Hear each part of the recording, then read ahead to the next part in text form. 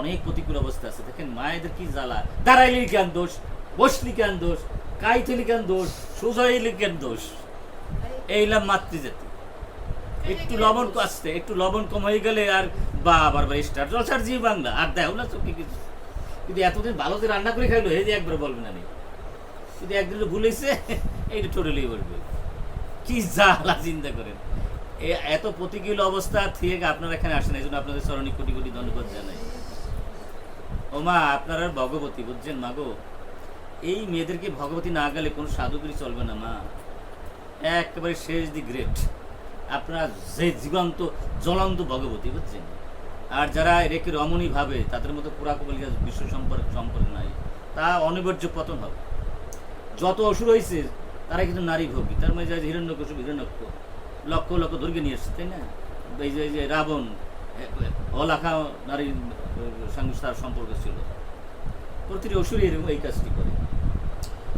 এখন দেখেন অসুরের স্ত্রী হয়েছে কয়েদু, এখন কয়েছে কি সাবধান, এতদিন যা করছো করছো, আমার ঘরে আসছো আর কৃষ্ণ কৃষ্ণ চলবে না কিন্তু।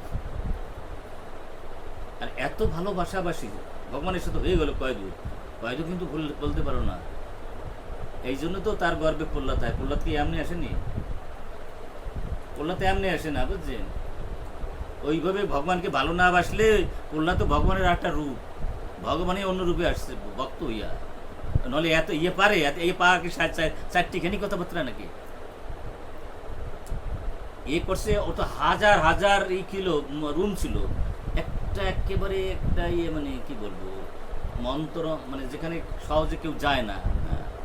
ওরা একদিন খাইছিল, সেখানে গিয়ে মা কি করেছে রাধা গোবিন্দের প্রতিষ্ঠা করে নিজে ওখানে একা একা পূজা দিত, যাতে হিরণ্যকশিপুর কানে না যায়।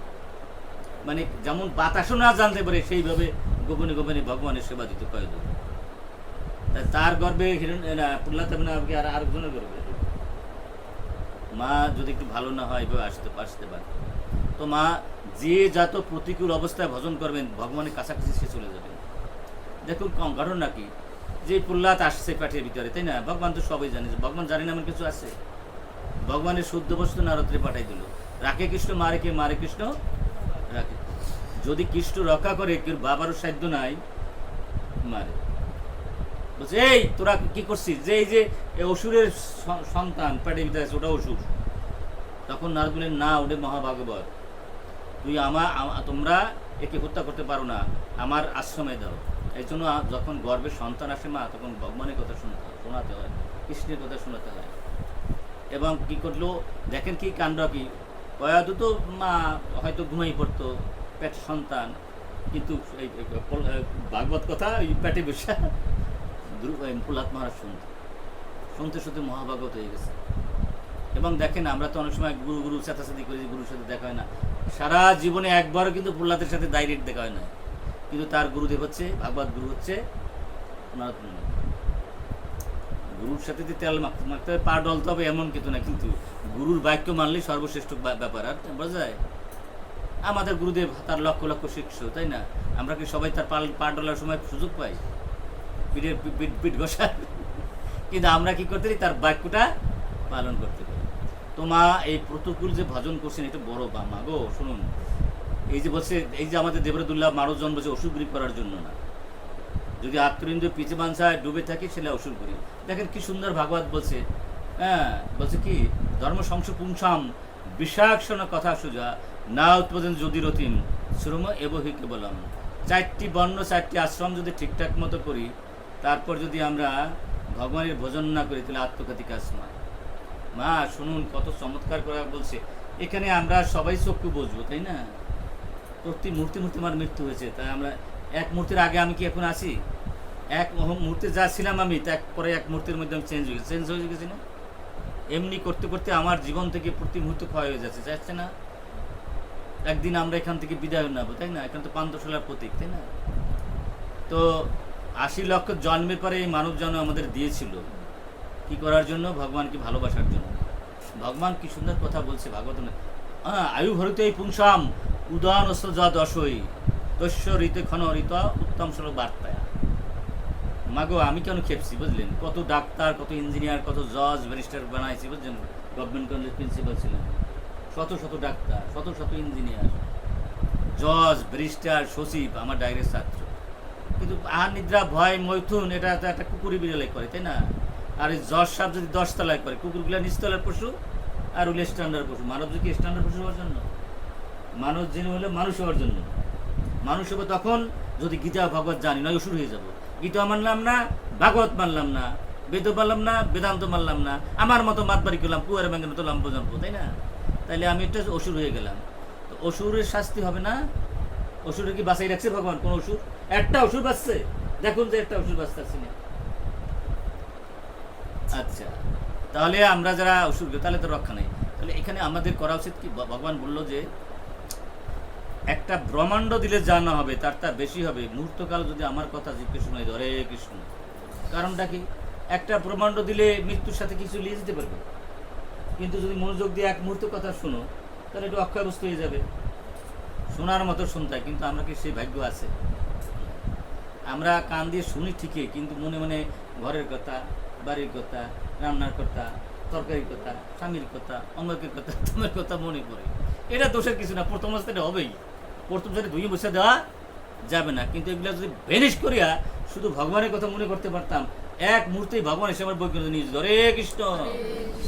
এমন দৃষ্টান্ত আছে, হটাঙ্গ মহারাজ সব কিছু ডিলিট করে দিয়েছিল।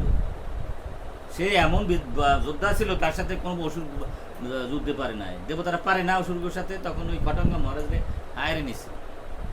যুদ্ধ করতে করতে খটাঙ্গ মহারাজ সমস্ত ওষুধদের নিধন করছে, পরাজিত করছে। বলছে আমরা তখন বাড়ি চলে যাওয়ার দরকার, আপনি যা চান তাই দেবো। আমরা এত উপকার করলেন, ব্রহ্মা বিষ্ণু শিব এসে গেছে যে তুমি যদি ব্রহ্মলোক চাও, বিষ্ণু তুমি যে লোক চাও সেই লোক তোমাকে দেবো। মানে 14 ভুবনের কাকে এগুলো যা শুরু হয়ে যায়, যা শেষ হয় তা তো স্বপ্ন।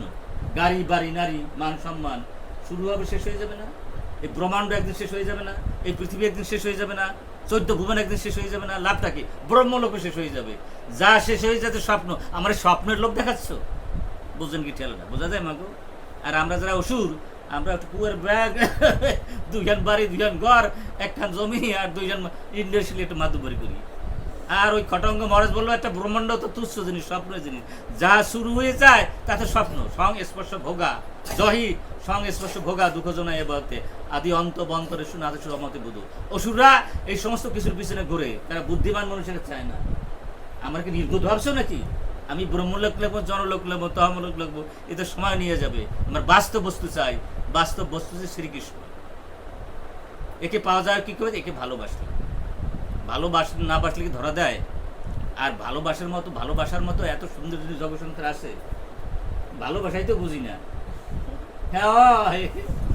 হ্যাঁ সত্যি মা, আমরা ভালোবাসা বুঝি না।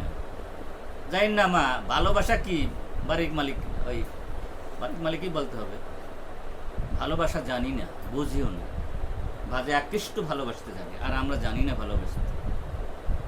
কে আমার অপমান করলো না মান করলো, কে আমাকে কিছু দিল আর না দিল, এদিক খেয়াল করা যাবে না। তাহলে সেটা নাম ভালোবাসা না, সেটা স্বার্থপরতা। তোমারে ভালোবাসি, তোমার বউ কইলেও সেটা নাম ভালোবাসা না। কিন্তু এটা হলো একটা ধরনের বিনিময় আর কি, বোঝা যায়? ভালোবাসার গুপিটা, তাই না?